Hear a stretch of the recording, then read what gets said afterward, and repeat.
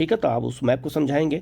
तो बिहार की भूगर्भिक संरचना से जुड़ा हुआ क्वेश्चन अगर आपसे पूछा जाए तो आपको बताना होगा कि एक धारवाड़ क्रम की चट्टानें पाई जाती हैं, एक आपका बिंद क्रम चट्टानें पाई जाती हैं, एक आपका टर्सरी क्रम चट्टानें और एक आपका क्वाटरनरी चट्टानें पाई जाती हैं। तो बिहार में 4 प्रकार की चट्टानें पाई जाती हैं।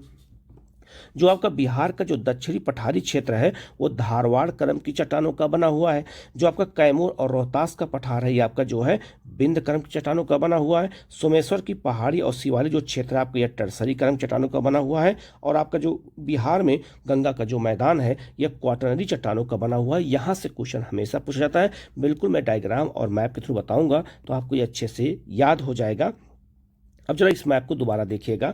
तो आपको मैंने अभी बताया था, सबसे पहले अगर देखा जाए तो धारवाड़ क्रम की चट्टानें बिहार का जो है आपका जो दक्षिणी क्षेत्र है यहाँ धारवाड़ क्रम की चट्टानें पाई जाती हैं और इसीलिए इस क्षेत्र में बहुत सारे खनिज पाए जाते हैं। और चाहे आपका जो है इसी क्षेत्र में देखा होगा कुछ क्षेत्रों में लोहा पाया जाता है, तो कहीं पर तांबा पाया जाता है, तो कहीं पर आपका देखा होगा यहाँ पर सोना भी पाया जाता है, जैसे आपका जमुई जिला। तो जमुई जिला आपका धारवाड़ क्रम चट्टानों का बना हुआ है, आप अच्छे से याद रखिएगा।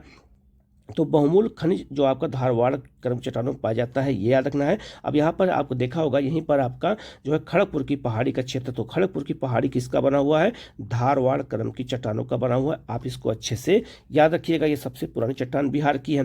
दूसरा आपका जो मैंने आपको बताया आपका क्वाटरनरी क्रम की चट्टानों से क्या बना हुआ है, तो बिहार में गंगा के मैदान का निर्माण क्वाटरनरी चट्टानों से बना हुआ है। ये क्वेश्चन आपसे पूछा जाएगा। और तीसरा आपका कौन सा है, तो आपका जो है कैमूर या रोहतास का पठार है जो आपका बिहार के दक्षिण पश्चिमी क्षेत्र में है और ये बिंद क्रम की चट्टानों का बना हुआ है। और चौथा आपका टर्सरी क्रम की चट्टानें हैं जो बिहार का आपका उत्तर पश्चिमी क्षेत्र है। ठीक है, उत्तर पश्चिमी क्षेत्र में आपका जो सोमेश्वर पहाड़ी और आपका जो शिवालिक का क्षेत्र है वो टर्सरी क्रम की चट्टानों का बना हुआ है। तो आप इसको अच्छे से याद रखना। पूछा जाएगा बिहार में भूगर्भिक रूप से चट्टानें कौन कौन सी हैं, तो 4 प्रकार की चट्टानें पाई जाती है, मैंने आपको बता दिया है। अब अगर आपसे पूछा जाए पटना के पास कौन चट्टानें पाई जाती है, क्योंकि राजधानी है, तो आप बताओगे क्वाटरनरी क्रम की चट्टानें पाई जाती है। तो बिल्कुल रिवीजन क्लास में आपको करा रहा हूँ। ये इस सब का वीडियो मैं पहले ही बना के आप लोगों को प्रोवाइड करा चुका हूँ। आप प्लेलिस्ट पे जाकर देख सकते हैं, बिहार स्पेशल प्लेलिस्ट पे आपको मिल जाएगा। लेकिन मैंने जो है अलग अलग चैप्टर बिल्कुल बताया, लेकिन यहाँ पे मैं केवल रिवीजन क्लास करा रहा हूँ। ठीक है, तो अब आपको समझ में आ गया होगा बिहार में जो है 4 प्रकार चट्टानें पाई जाती हैं। कहाँ कहाँ पाई जाती है बिल्कुल मैंने एक एक करके अच्छे से बता दिया, तो आप इसको अच्छे से नोट कर लीजिएगा। अब आते हैं, पूछा जाएगा बिहार को भौतिक रूप से कितने भागों में बांटा गया है। तो जैसे अगर कहा जाए तो भारत को भौतिक रूप से 6 भागों में बांटा गया है। आपका हिमालय का क्षेत्र, पर्वतीय क्षेत्र, पठारी क्षेत्र, तटीय मैदान, द्वीप समूह और आपका जो है क्या कहते हैं मरुस्थल का क्षेत्र में बांटा गया है। और आपका जो है पठारी क्षेत्र में, मैदान क्षेत्र में बांटा गया है। उसी तरह से बिहार को भौतिक या प्राकृतिक रूप से 3 भागों में बांटा गया है। कौन कौन सा, तो सबसे पहला जो आपका क्षेत्र है वो आपका पर्वतीय क्षेत्र है, नंबर 1।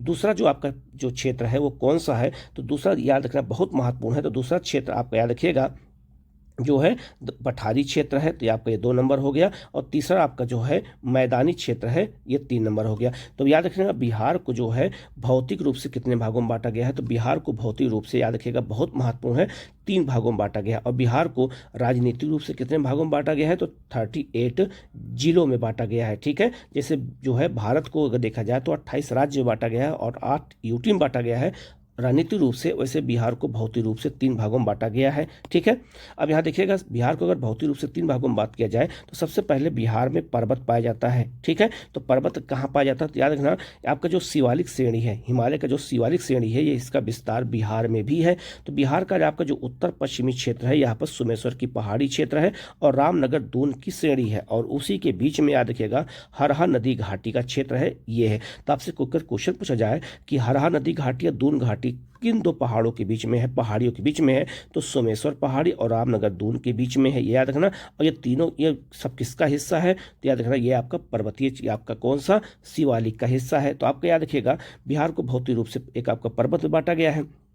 ये भी याद रखिएगा कि बिहार की सबसे ऊंची चोटी सोमेश्वर में स्थित है, ये भी क्वेश्चन आया हुआ है। आपका जो दूसरा आपका है वो आपका है उत्तर का मैदान। ठीक है, और दक्षिण का मैदान, तो आपका जो बिहार का मैदानी क्षेत्र का विस्तार सबसे ज़्यादा है। तो गंगा नदी बिहार को 2 भागों में बांटती है, एक आपका जो है उत्तर का मैदान और एक आपका दक्षिण का मैदान। अब उत्तर के मैदान में याद रखिएगा यहाँ पर आपका जो है घाघरा और आपका जो है गंडक का मैदान है, यहाँ गंडक और कोसी का मैदान है, और यहाँ कोसी और महानंदा का मैदान है। यहाँ पर आप याद रखिएगा भोजपुर का मैदान इसे कहते हैं, ये आपका मगध का मैदान है, और आपका जो है ये अंग का मैदान है। ये आपको याद रखना होगा, ये अंग का मैदान है। तो अंग का मैदान दक्षिणी बिहार में है, मगध का मैदान दक्षिणी बिहार में है और भोजपुर का मैदान भी दक्षिणी बिहार में है।